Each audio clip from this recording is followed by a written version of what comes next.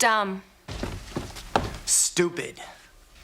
Crazy. Those are just some of the emotions I felt when trying to understand what the hell high concept meant when it came to a film or television show. But my pain is your gain, because today I'm going to tell you everything you need to know about high concept versus low concept and why you should really care to know the difference. So let's get into it. That's great, but what's the one thing? Thank you as always for watching. My name is Jeffrey Jones and I'm a filmmaker as well as a professor of screenwriting. And in this series, I break down the one thing you can learn from a television show or a movie that will make you a better storyteller. Yeah, if you don't portray me as this inadequate loser. Today, we're talking about the Nicolas Cage high concept film, Dream Scenario. Let's explore this. This might get us somewhere interesting. Dream Scenario is about a passive professor, not me, who inexplicably starts to appear in everyone's dreams. He quickly rises to fame, but as the dreams turn into nightmares, we see his life get ruined as he falls from grace.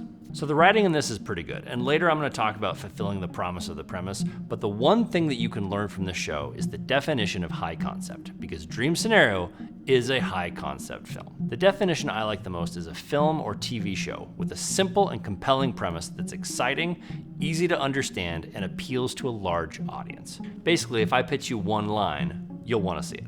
Does everybody understand that? Yes. And kudos to you if that totally makes sense. I would keep watching because it's not quite that simple. There's a lot of words in there that mean different things to different people. So before we get too into it, let's just start with some examples. Jaws, a shark terrorizes the beaches of a small town. The Truman Show, a man lives his whole life inside a reality show without knowing it. Snakes on a plane. I'll let Sam take this one. I have had it with these motherfucking snakes on this motherfucking plane. And of course, Dream Scenario. What if the same man appeared in everyone's dreams? There's something interesting about all of those concepts that don't rely on acting, directing, or character development that make us want to see those films. We want to see them because of the concept. Does that turn you on? Does it turn me on? And all that sounds simple enough, so where's the confusion? Two things, and the first one is obvious. It's hard to agree on what's interesting or exciting. Maybe you think a movie about the smartest person in the world turning out to be a janitor from Boston is a really interesting movie. But I would argue that Good Will Hunting is not high concept. We know it's a great movie because we've seen Robin Williams and we've seen Matt Damon absolutely nail their roles. But based solely on its premise, it's okay. What else is playing? If that's how you're feeling, then I'm failing. Okay, can we just, can we start over? So how do you know if what you're writing is high concept? It's obviously interesting and exciting to you, and you've written that simple single sentence that explains your idea. And you certainly hope it appeals to a large audience, right? Of course not. I'm joking. Well, that simple single sentence is most likely just a logline, and every film or TV show has one. In addition, does your idea have a ridiculously simple hook? Can you guess the journey by the title? Does the movie poster tell you everything you need to know? Maybe that accounts for some of it, but it doesn't really explain everything. Take this example. Breaking Bad and Ozark are very similar shows. Two average guys who get involved in the drug trade, and the deeper they go, the harder it is to get out. And both have a simple logline. A financial advisor is forced to launder $500 million to appease a drug lord. A chemistry teacher turns to making meth after a cancer diagnosis. But Breaking Bad has a hook that Ozark doesn't. Mr. Chips becomes Scarface. And that's the way Vince Gilligan actually pitched it. A good man breaks bad. The concept is in the title. Maybe this isn't really what I'm looking for. I don't think we're really speaking the same language here. And whether or not you think Breaking Bad is truly high concept, it certainly is more so than Ozark, which is much more about multiple characters, multiple plot lines, etc., etc. Now, while it helps to tease the concept in the title, Jaws, Seven, Jurassic Park, you don't have to. It's just one of the ways we can tell if something's high concept. This is gonna be so weird to explain at school. You can't really infer that Nicolas Cage is gonna show up in everybody's dreams by the title Dream Scenario, but it still has a great hook, and that's the most important thing. It invites a sense of the same guy in everyone's dreams. What would that be like? Okay, so you think something magical is happening? Most science fiction, by the way, high concept. The second thing that confuses people is the use of the words high and low. And I'll admit, this is where I actually got stuck for a long time. A lot of people, not just me, confuse high concept with high brow and low concept with low brow.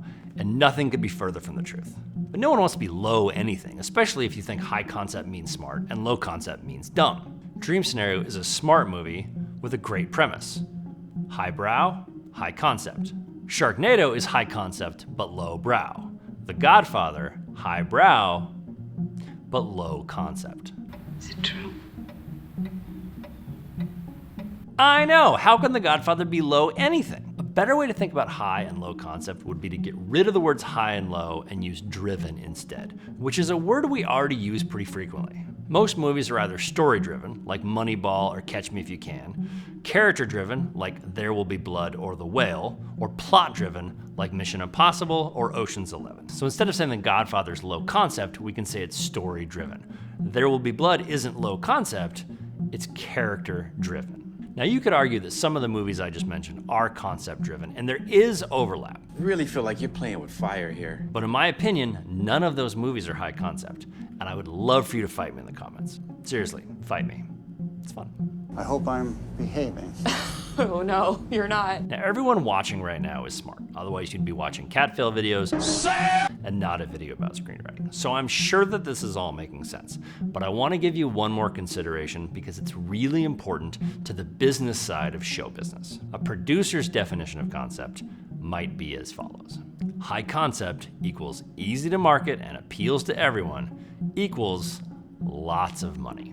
Producers love high concept films. And yes, they're often a little more expensive to make, but the upside is a lot more money. And who doesn't love being showered with money? You're the one who just bought a fucking Kawasaki. So does that mean you should only write high concept films or TV shows? No, absolutely not. The Jeff Jones rule still applies. Only write what you are truly, truly passionate about. Wow.